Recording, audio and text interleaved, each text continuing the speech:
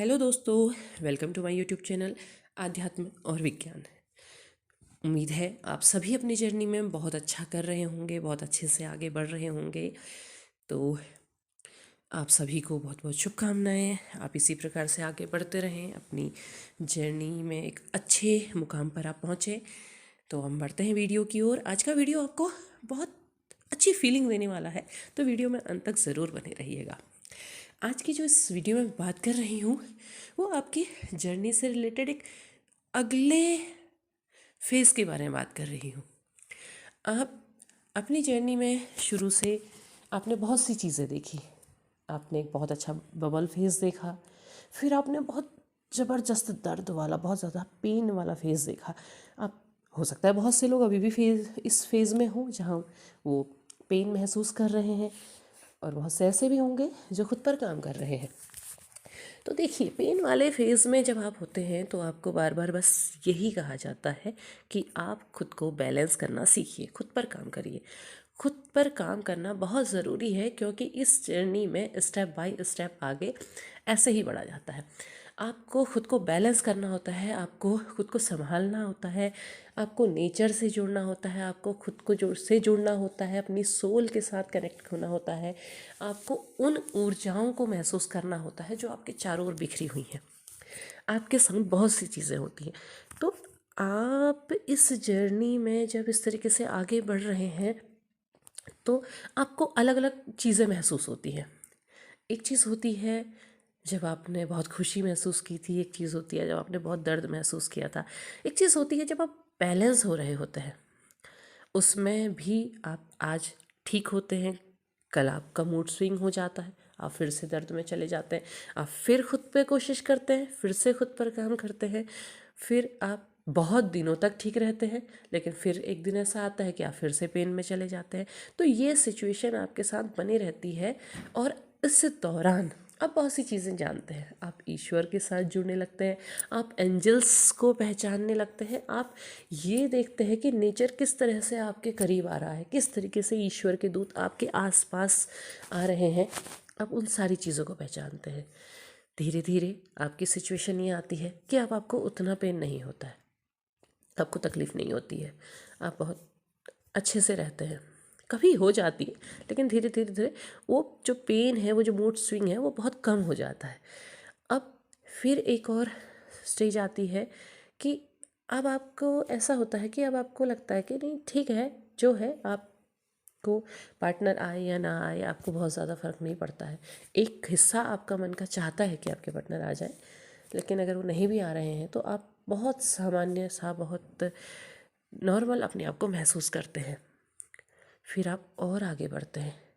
अब आपकी सिचुएशन ये आती है कि आपको लगता है कि नहीं चाहिए, अब नहीं चाहिए, अब ठीक है, आप अपनी लाइफ में आगे बढ़ रहे हैं, वो अपनी लाइफ में जाए और मुझे अपनी लाइफ पे काम करना है। आप एक चीज़ और देखेंगे कि अब आपका ध्यान भी उसकी तरफ नहीं जाता है एक हिस्से में आपके ज़रूर है, लेकिन आप उतना ज़्यादा उस पर डिपेंडेंट नहीं है। आप चेज़ भी नहीं कर रहे हैं, आपको कभी ऐसी कोई चीज़ नज़र ज़रूर आ जाती है, लेकिन आपको लगता है कि चेज़ भी अगर नज़र आ जाती है तो आपको लगता है कि क्यों मैं चेज़ करूं, क्या ज़रूरत है, ऐसा इस तरीके की सिचुएशन। तब कभी कभी आपके मन में एक प्रश्न उठता है कि क्या मैं भूल गई उसे, या क्या ये ट्विन फ्लेम जर्नी नहीं थी, ये था तो फिर क्या था, इस तरीके की सिचुएशन। पहली बात तो इसमें यह है कि इस चीज़ के पीछे मत उलझिए कि आप ट्विन फ्लेम हैं या नहीं है।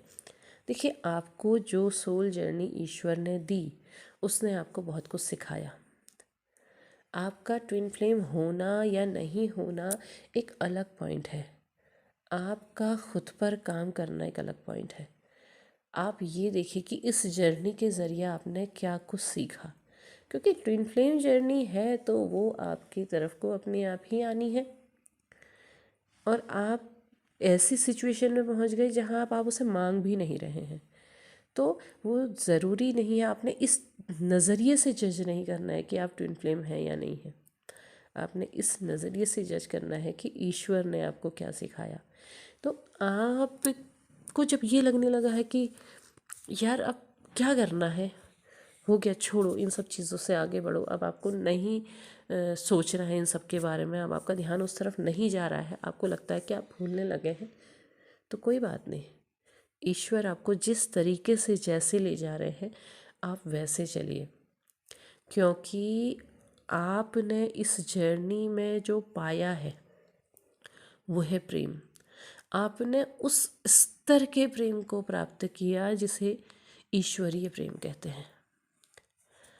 आप उस व्यक्ति से दूर हो गए, आपने तब भी उसे प्रेम किया, उसने आपको इग्नोर किया, आपने तब भी उससे प्रेम किया।